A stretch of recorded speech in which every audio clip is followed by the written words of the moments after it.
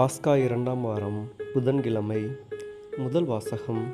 நீங்கள் சிறையில் அடைத்து வைத்திருந்த மனிதர்கள் அதோ கோவிலில் நின்று மக்களுக்கு கற்பிக்கின்றனர். திருத்தூதர் பணிகள் நூலிலிருந்து வாசகம். அதிகாரம் 5, இறைவசனங்கள் 17 முதல் 26 வரை. அந்நாள்களில் தலைமை குருவும் அவரை சேர்ந்த சதுசேய கட்சியினர் அனைவரும் பொறாமையால் நிறைந்து திருத்தூதரை கைது செய்து பொது சிறையில் காவலில் வைத்தனர். ஆனால் இரவில் ஆண்டவரின் தூதர் சிறைச்சாலையின் கதவுகளை திறந்து அவர்களை வெளியே அழைத்து சென்று, நீங்கள் போய் கோவிலில் நின்று வாழ்வு பற்றிய வார்த்தைகள் எல்லாம் மக்களுக்கு எடுத்து கூறுங்கள் என்றார்.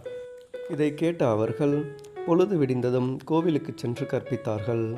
தலைமை குருவும் அவரை சேர்ந்தவர்களும் அனைத்து இஸ்ரேல் மக்களின் ஆட்சி பேரவை ஆகிய தலைமைச் சங்கத்தை கூட்டி திருத்தூதர்களை சிறையிலிருந்து கொண்டு வருமாறு ஆள் அனுப்பினார்கள். அந்த ஏவலர்கள் அங்கு வந்தபோது சிறையில் அவர்களை காணவில்லை. எனவே அவர்கள் திரும்பி வந்து, நாங்கள் சிறைச்சாலை உறுதியாய் பூட்டப்பட்டிருப்பதையும் காவலர் வாயிலருகில் நின்று கொண்டிருப்பதையும் கண்டோம். ஆனால் கதவை திறந்தபோது உள்ளே எவரையும் காணவில்லை என்று அறிவித்தார்கள்.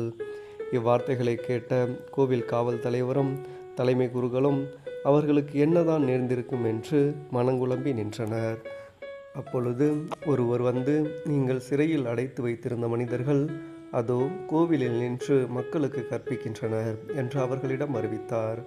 உடனே காவல் தலைவர் ஏவலர்களுடன் கோவிலுக்கு சென்று அவர்களை அழைத்து சென்றார். மக்கள் கல்லறிவார்கள் என்று அவர் அஞ்சியதால் வன்முறை எதுவும் கையாளவில்லை. ஆண்டவரின் அருள்வாக்கு. இறைவா உமக்கு நன்றி. பதிலுரை பாடல். பல்லவி. ஏழை கூவி அழைத்தான், ஆண்டவர் அவனுக்கு செவிசாய்த்தார். ஆண்டவரை நான் எக்காலமும் போற்றுவேன், அவரது புகழ் எப்பொழுதும் என் நாவில் ஒலிக்கும். நான் ஆண்டவரை பற்றி பெருமையாக பேசுவேன், எளியோர் இதை கேட்டு அக்களிப்பர். பல்லவி. ஏழை கூவி அழைத்தான், ஆண்டவர் அவனுக்கு செவிசாய்த்தார். என்னுடன் ஆண்டவரை பெருமைப்படுத்துங்கள், அவரது பெயரை ஒருமிக்க மேன்மைப்படுத்துவோம். துணை வேண்டி நான் ஆண்டவரை மன்றாடினேன், அவர் எனக்கு மறுமொழி பகிர்ந்தார். எல்லா வகையான அச்சத்தினின்றும் அவர் என்னை விடுவித்தார். பல்லவி.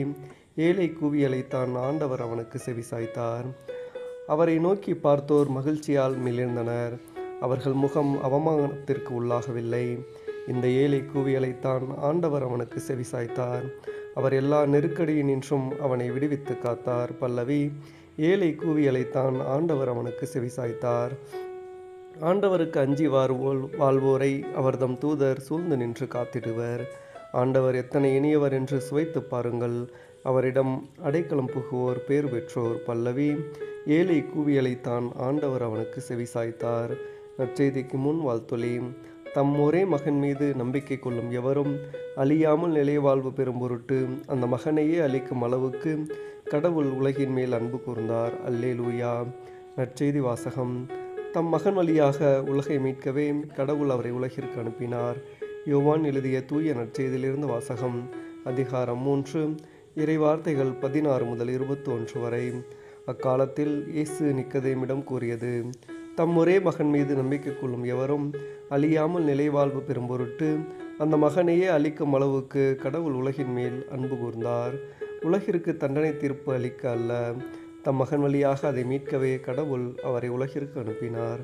அவர் மீது நம்பிக்கை கொள்வோர் தண்டனை தீர்ப்புக்கு ஆளாவதில்லை. ஆனால் நம்பிக்கை கொள்ளாதோர் ஏற்கனவே தீர்ப்பு பெற்றுவிட்டனர், ஏனெனில் அவர்கள் கடவுளின் ஒரே மகனிடம் நம்பிக்கை கொள்ளவில்லை.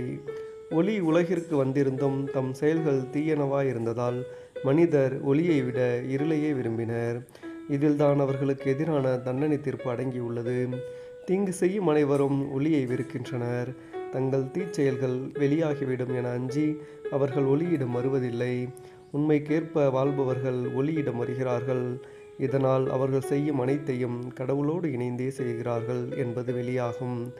ஆண்டவரின் அருள்வாக்கு. கிறிஸ்துவே உமக்கு புகழ்.